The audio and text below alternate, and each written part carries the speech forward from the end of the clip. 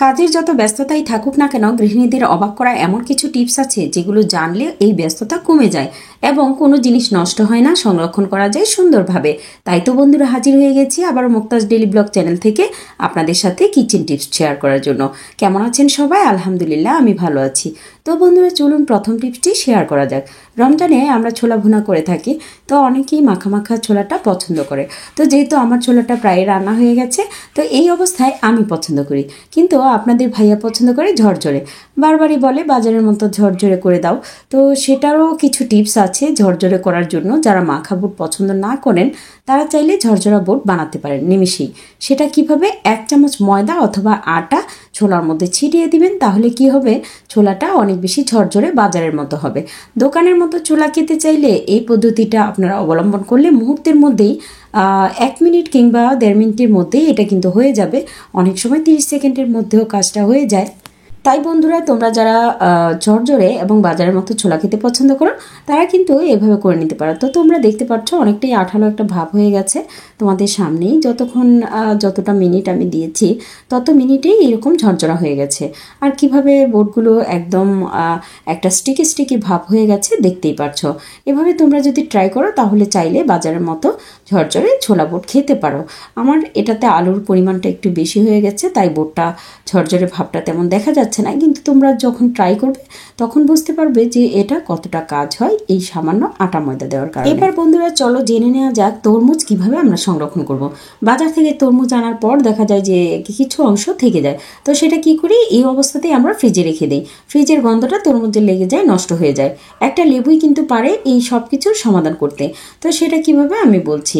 তো একটা লেবু নিয়ে নিবে। তো লেবুটা কি করব আমরা এখন, লেবুটাকে এমনভাবে আমি কাটবো যেন তরমুজটার সাথে চামড়ার সাথে লেগে যায়। তো তরমুজটার সাথে আমি দিয়ে দিব স্লাইস করা লেবুটাও অলরেডি আমি কেটে নিচ্ছি। তো স্লাইস করেই কেটে নেবেন আপনারা, নইলে কিন্তু কাজ হবে না। তো এই তো আমি কিন্তু অলরেডি কেটে নিয়েছি। তা এখন কাটার পর দেখা যায় যে এই লেবুটা কিভাবে দিব সেটাও অনেকে জানে না, তো সেটাও আমি বলে দিচ্ছি। তো এই স্লাইস করা লেবুগুলো কি করবেন, তরমুজের যে মাঝখানে অংশটা আছে সেখানে ছড়িয়ে দিবেন। এতে করে তরমুজটা অনেক বেশি ভালো থাকবে, কোনো প্রকার গন্ধ ফ্রিজে থাকবে না, একদম তরতাজা যে তরমুজ আছে সেটার মতোই মনে হবে। তাই বলছিলাম যে যেহেতু এখন তরমুজের সিজন, তারপরে এটাতে দিয়ে দিবেন পলি। তো অনেকে র্যাপিং পলি ব্যবহার করে থাকে। তো র্যাপিং পলি যাদের বাসায় নেই তারা চাইলে অন্য পলিও, পরিষ্কার পলিটা ব্যবহার করতে পারেন।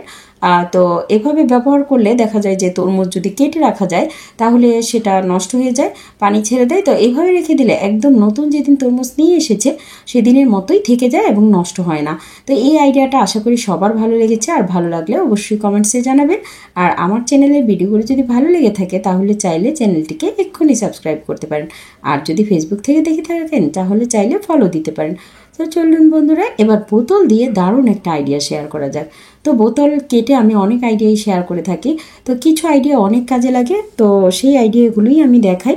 তো বোতলের যে নিচের অংশ সেটা সমানভাবে কেটে নিচ্ছি। তো এটা দিয়ে আমি কি করব সেটা আমার ভিডিওর সাথে থাকলেই আপনারা জানতে পারবেন। তো বোতলটার যে মাঝখানের অংশ সেটা গোল করে কেটে নিয়েছি, মানে গ্লাসের মতো করে বানিয়ে নিয়েছি। তো এটাতে আমি এখন দিয়ে দিব পানি। তো সামান্য পানি কিন্তু অনেক উপকারে আসবে এই বোতলটা দেওয়ার ফলে। সেটা কি উপকারে আসবে আমি বলে দিচ্ছি। আমরা বাজার থেকে যে পুদিনা পাতা এনে থাকি, তো সেই পুদিনা পাতা কি করি, পলিতে এভাবে রেখে দিই।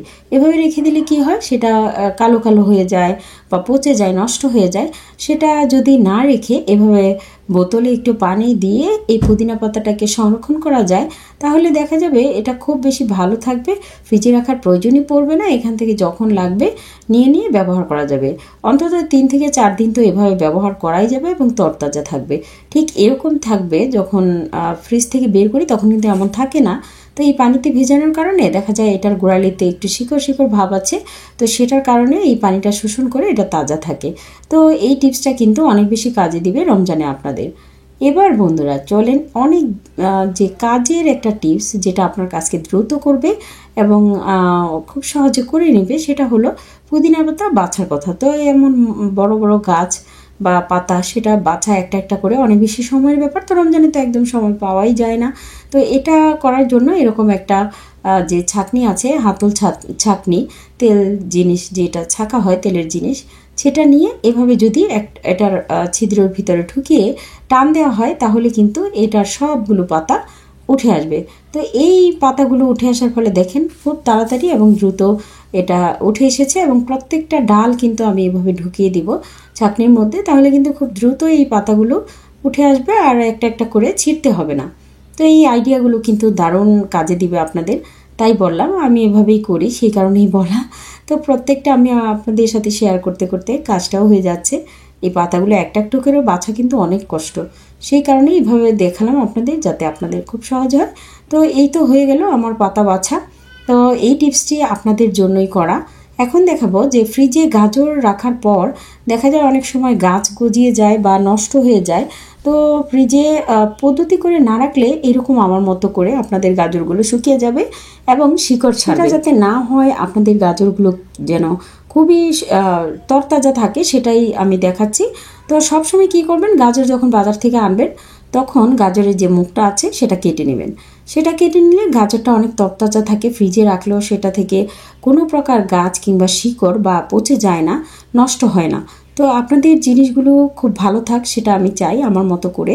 তো আমি যখনই আমার গুরুত্বপূর্ণ কাজগুলো করি আপনাদের সাথে শেয়ার করে থাকি। এই তো কাপড়ের যে ব্যাগগুলো আছে সেগুলিতে এখন ভরে নিচ্ছি প্রত্যেকটার মুখটা কেটে। তো এখন এভাবে রেখে দিলে নর্মাল ফ্রিজে দেখা যায় অনেক দিন ভালো থাকবে, কোনো প্রকার নষ্ট হবে না, গাছ গজাবে না এবং গাজরগুলো তরতাজা থাকবে। তো বন্ধুরা চলুন এবার দেখাই আমি যে কিচেন টিস্যুগুলো আমরা ব্যবহার করে থাকি সেটা কোথায় রাখবো না রাখবো জায়গা কিছুতেই খুঁজে পাচ্ছি না।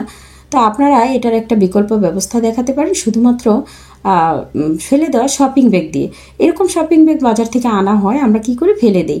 কখনোই ফেলে দিবেন না, যত্ন করে রেখে দিবেন। তো দেখুন আমি কিন্তু রেখে দিয়েছি, তো সেই কারণে এটা কাজে লাগাবো কিভাবে আপনাদের সাথে শেয়ার করছি। তো এটা নিচের যে অংশটা সেটা আমি একটু চিকন চিকন করে কেটে নেব, মানে নিচে যেন একটা জিনিস নেওয়া যায়, সেই কারণেই এটা বলছি। তো অল্প একটু জায়গা কেটে নিয়েছি, তো কাটার পর দেখুন এটা একটা জায়গা সৃষ্টি হয়ে গেছে। তো এটা কি করব, এটার ভেতরে আমি টিস্যুটা দিয়ে দিব। টিস্যুটা এটার ভেতরে দেওয়ার ফলে এই টিস্যুটা ব্যবহার করতে অনেক বেশি সহজ হবে রান্নাঘরে রেখে।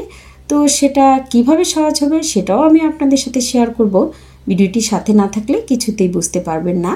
তো এই তো দেখুন ঠিক এইভাবে এই ব্যাগটাতে যদি টিস্যুটা ঝুলিয়ে রাখি রান্নাঘরের যে কোনো জায়গায়, তাহলে এটা নিতে কতটা সুবিধা হবে দেখুন। তো তো এই তো আমি হ্যাঙ্গারে এটা ঝুলিয়ে দিলাম। তা এখন দেখুন এটা নিতে কতটা সুবিধা হচ্ছে, একটা একটা করে ছিঁড়ে নিচ্ছি যখন লাগছে। তো আপনারাও এভাবে করতে পারেন। আশা করি এই টিপসটি আপনাদের ভালো লেগেছে এবং অনেক অনেক উপকারে আসবে, তাই তো আপনাদের সাথে শেয়ার করা। তো আপনারা এভাবে করে নেবেন আপনাদেরটাও, তাহলে অনেক বেশি সুবিধা পাবেন। তো বন্ধুরা চিমটি আমরা ব্যবহার করে থাকি বিভিন্ন জিনিস ওঠানোর ক্ষেত্রে। তো সবার বাসায় তো এটা থাকে না, তো বিভিন্ন প্রয়োজনে লেগে থাকে।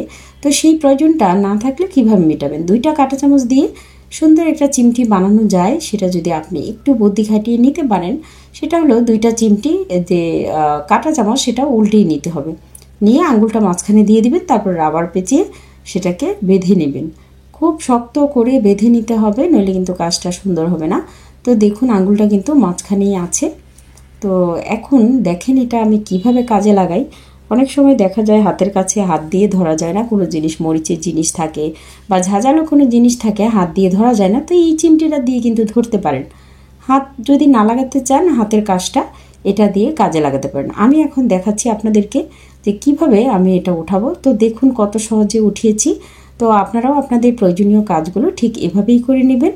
তো আপনাদের আমার আজকের আইডিয়া থেকে কোন আইডিয়াটা বেশি ভালো লেগেছে অবশ্যই জানাবেন। সবাই ভালো থাকবেন, সুস্থ থাকবেন। আল্লাহ হাফেজ।